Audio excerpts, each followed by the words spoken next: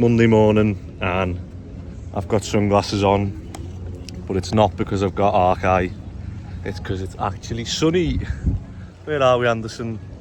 We're in Dubai, which is absolutely amazing. And you don't get any days off. I'm still having to work, although the lads are doing well not to message me much so far. So hopefully that continues. We're gonna go and play in the sand. Should we go and build something? I'm gonna go and build a sandcastle. The hotel we're staying at next door is building a new one, and yeah, it's insane to think, imagine building a hotel out here. When you look round, like, the hotels here are absolutely ridiculous, and I don't know how they better each other. Literally, the one we're in now is Zabeel something, and oh my god, like, the entrance is unbelievable, and you think, how can they build that entrance, and then they've got to set the standard then for everything else in the hotel, which they have. And you just look at the skyscraper. You just think, you look at all this getting built, and then it makes you laugh that, like, my sister can't get planning for a double-storey side extension. But they can build a 828 metre tall building. Yeah, it's nice to get away and have a bit of a break. I feel like we needed it after getting the house finished, but you know, nothing's ever easy. Even though we've finished Western and we now put it up for sale, and we're still getting loads of grief off the neighbours who don't want it to be on Airbnb.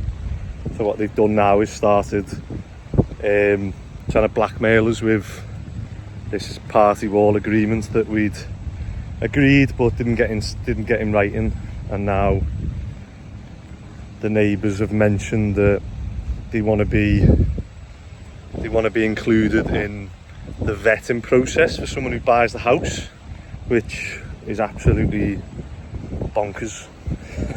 To think that they can have a say in who buys the house. But there we go, that's where we're up to this week. So this episode probably won't go out until I'm back, because yeah, this last couple of weeks I've had a bit of a realisation in terms of when you do put yourself out there on YouTube and everything's in black and white on the internet for everyone to see. There are starting to emerge some negatives from doing that, but as I always say, I feel like if you do things right and honourably, and you know, you don't lie, you do things truthfully, you should be able to put out everything that you want, because you know, you're not really doing anything wrong. But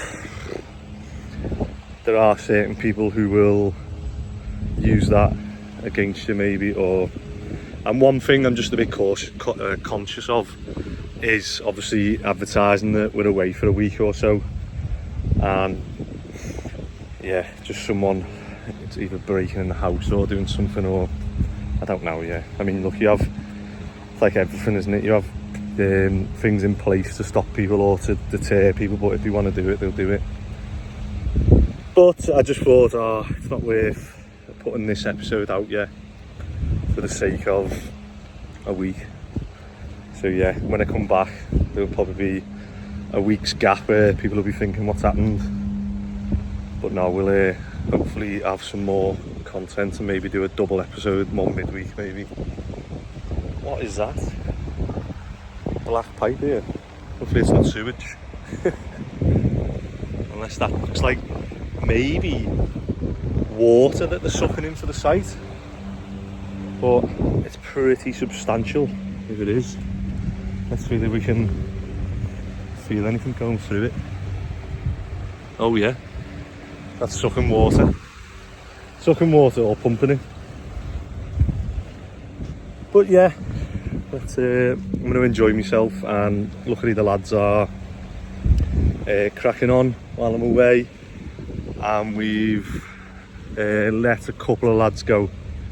Just when you get a chance to come away, it's the only time I get to reflect on the business as a whole, and I just felt like a couple of lads weren't doing enough, and I couldn't see the progression there.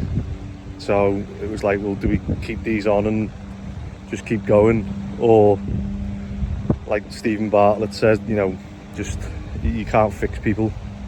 Just move on and keep hiring until you get the right staff. So that's what we'll do, and hopefully everyone will work better together. But yeah, trying to dodge all the sand, all the shells. I don't actually know too much about Dubai, so I feel like if I don't know it, then there's probably a lot of people also that will be in the same boat as me. So I am gonna educate myself now on the beach and see obviously how they've gone about building this, because yeah, it's interesting to say the least. But I wonder whether they've piled like the whole Palm Island or what, or how they've gone about doing it. So I'll find that out, and then maybe I'll probably talk about that at some point. But I'm off to get a pina colada, and hopefully the lads are working hard.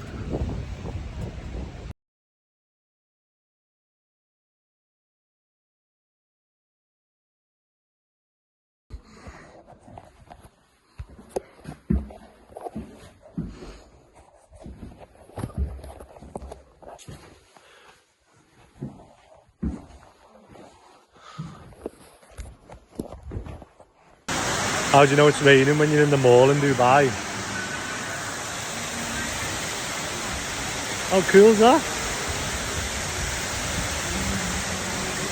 Is that one of them coin machines that you put? Oh, should have done it landscape, shouldn't I? So we're just in the mall because Dubai is completely shut down. The roads are flooded. We've had like historical rain, so you're not able to go anywhere. But I know it's just started raining when I'm in the mall. I thought it was a water fountain. It's not.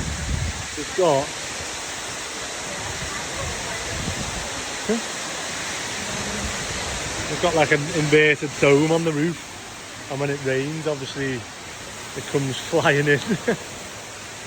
I don't know how they control, obviously if it rains non-stop now, how they control that and they pump it out, but that's quite cool, isn't it? I'm feeling mist in here. Right, even Dubai Mall get leaks. Hey, it's not just us. It's not just us. So we're stuck in the mall because we can't get a taxi out. And this fella's job is to stand on a crane, and he's just got a telescopic pole with a nail on taped on the end, and he's just poking holes in the I guess it's like a plastic sheet, but obviously it's been soaking all the water, it's closed it off.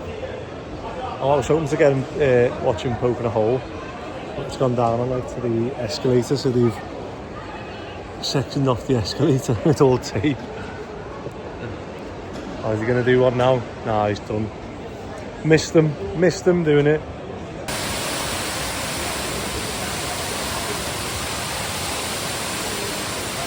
It's kind of therapeutic, isn't it?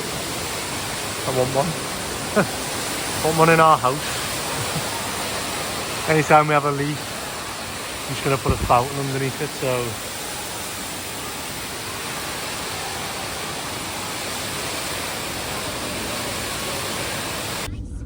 so oh, I can't use this because Rachel's face is here. We still the roads are flooded the next day. I was literally expecting this to be like totally dry. There is water, okay? Yeah. Down. I go up, keep U-turn from other and all the side, sand. okay? Look at all the sand everywhere. This all cars. And all the cars are just broken down.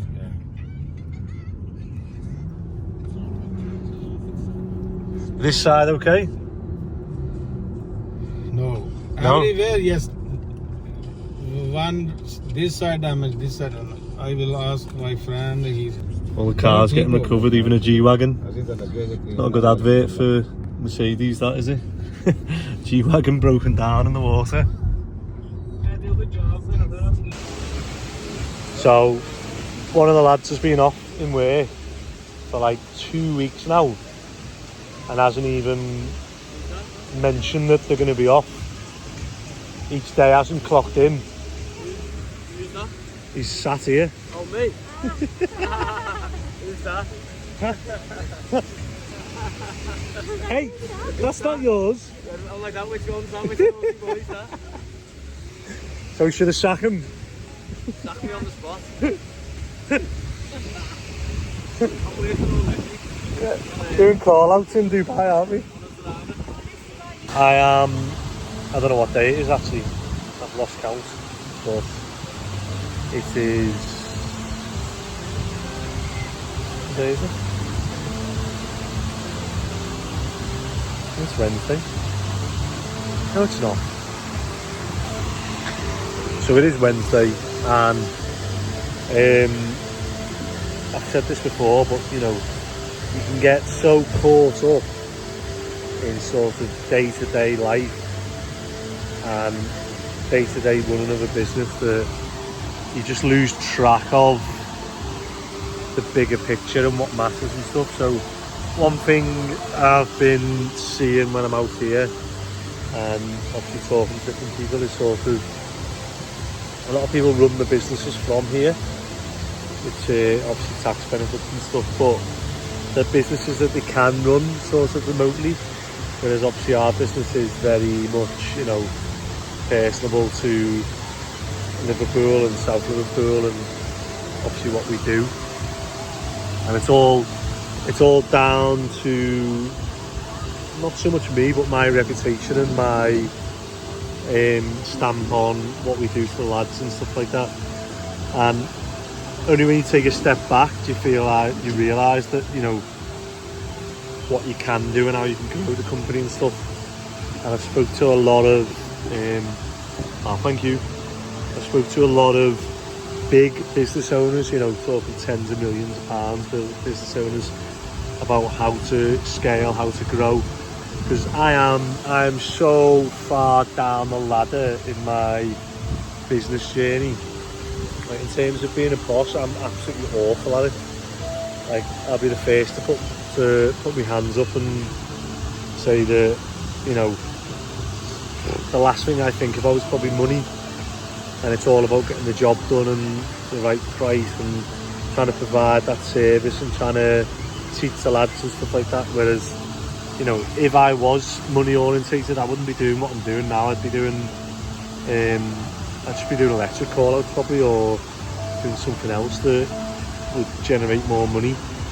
So only when you take these time out do you look back and think, oh yeah, do you know what, if I did do more of that, I'd generate more money. And it has got me thinking, you know, obviously I don't want to do this forever. Eventually I want to take a step back and be able to have a company that runs itself. But how do you own a company, especially in building? There's a reason there's no national builders, because it doesn't work. It doesn't work nationally. And how do you take a step back from the company? And I feel that, in my experience, and from talking to, I spoke to a few owners, entrepreneurs, whatever you want to call them, that have sold companies for tens of millions, and they all say the same thing: you've got to give people a piece of the pie, so that they think it's obviously theirs, and they're intrinsically motivated for the company to do well. And the only way I could think of doing this, but I don't think it really works until you get the company to a bigger stage. But one thing I thought of doing was basically you give a percentage of the company's profits and it gets split between the workers pro rata. So if one person's done 10 years and one person's done 1 year, they'll get sort of that split between them. And sort of, if you split the whole company profits between, added up everyone's years and said, right, there's 100 years between the company and he's getting 10 of them, he's getting 10%, he's getting 1%, there you go. but it's just not enough to motivate people, I don't feel. And the only other way to do it is sort of like, what's to stop people from, especially in our industry, like what's to stop someone setting up on their own and, you know, starting their own building company. So for me, it's the stress and uncertainty that comes with it. So I'm always for people, if they want to do the work and put the effort in and take the stress on, I'm fully behind them. Like, you know, I've supported people who've come into us and left and want to go down that route, because it's hard. I'm not gonna lie, you need, you know, when I first started out, every job we do, I risk everything to get it over the line and to get it going. Sorry, not to get it over the line, but to get it going, you've got to, you know, I put my life savings, my house on the line on all the jobs, the projects that we buy. So if that goes wrong through, could be my fault, well, it's always my fault, but if it's through no fault of my own, if something goes wrong out of my hands and I end up losing our house, then that's obviously what I'm gambling to gain, that whatever profits we're looking at gaining. And I feel like, you know, most people don't realise that, but yeah, it's not as easy as you see on Homes with the Hammer. You know, just buy a house, do it up and sell it. There's a lot of other things involved. But that's where I feel like I'm naive and I'm not educated enough, because I do just think that you can just graft and work hard and things will pan out well. And if things are going wrong through someone else's mistakes or even through my own, I just feel like, I'll just work hard and it'll work out, you know. Keep working hard and things will be what they be. But yeah, coming on all these made me realise that, yeah, maybe there's other avenues we can go down that will open other doors. And I don't just think about myself, I think about how can we bring people in, and the people we bring in, how can we motivate them intrinsically to want the company to do well, because that's the biggest thing for me. You can only do so much as one person or as one employee or one owner. It's the people you hire that take the company to the next level. So yeah, I'm just thinking about stuff like that now, and hopefully by the end of this holiday I'll have come up with a solution. So on reflecting on things, I think my biggest downfall is, you know, profit.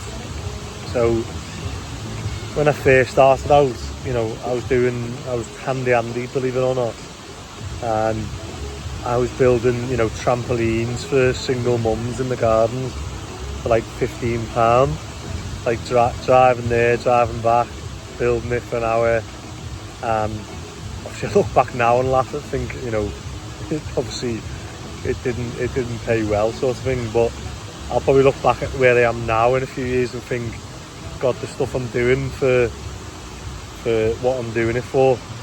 One thing I am going to do is I'll probably work out sort of checker trade prices versus what we're doing for stuff, and sort of give a little comparison. Because one thing I look to do now is, you know, I never really add on, it's a bad word, profit, or it's a bit of a taboo word, profit, in business, but it's something I'm not accustomed to doing. I'll sort of work out a job and go, right, there's my wage, there's the lad's wage, there's the materials, that's what the job's cost, and maybe put like a tiny bit in for like if something goes wrong or whatever. But because we don't really price jobs on a fixed price, it's that's the balance of, like, you know, I take away the stress of me hammering the lads every day, so that we need to get this job, we need to get this done, to put it on the customer, to say, look, there's the lads' rates and there's my rate, and, you know, I'm happy with that. Whereas other companies will be doing that plus 25%, and that gives them that cushion of things going wrong, and also the profit that if everything goes well they make 25%, whereas you know, my idea is that, you know, you've got to work hard and build it up from the ground up and have something substantial that people look at it and go, well, okay, you know, I want to stick with this company because it's going places, it's, you know, building, it's got this infrastructure. Whereas I think we'd have probably been a lot further ahead if I did have a bit more of a business mind. But also there's so many times where we'd have gone under if it wasn't for people sticking with us, and probably because we did offer that value for money. So, you know, swings and roundabouts, and however you get there, it's all down to hard work, I feel. So no regrets, just lessons, and there's a reason obviously the big boys charge what they do, because they've gone through those lessons and learned through mistakes. And I feel like the more you do get the odd bad customer who will end up, you know, costing you more, and you'll learn your mistakes that way. But I always live in the perfect world that you offer a service, and if you do it well, that people will understand that, you know, some things aren't your fault or some things are out of your control and they'll have to pay for it. But obviously there's people who don't do that and go down legal routes and whatever else. And yeah, this last few weeks have been a bit of a burden rather than an enjoyable one. But like I say, taking a step back, hopefully I'll be able to put things into perspective and take a step back and do more, plan bigger and better things, hopefully, and hopefully the company will earn more money and we can pass that and share it with the staff who are taking us to those what's the word, to where we want to be, where we're projecting to be, because it's the staff who take you there, like, you know. And it's about rewarding them as much as having it yourself, as which I feel like other companies can probably share more than they do. So maybe I share too much, and you know, it might come back to bite me. However, at the moment I'll keep doing it because that's my philosophy, that's my morals, and it helps keep them on track as well as everything else. If we go through a bad phase and something bad happens, I'll share it as much as the good stuff, which I feel like most people just share the good stuff and don't really want to share the stuff that goes on. So I know at the moment I'm getting a lot of crap because lads are saying, well, the people you're hiring are absolutely horrendous and all this, but maybe they are, maybe they're not. But I believe that, you know, I've been worse than them at some point in my life. I've, you know, didn't know, oh, wakey, have you just woke up? Right, I'm gonna have to go. But I've been at a lower stage than the lads now who we've hired learning, and so I'm maybe more patient than other people in giving lads the chance and the opportunity to learn. But yeah, there is a limit. Right, I'm gonna go and get Anderson now because he's woke up, haven't you? What's that, Anderson?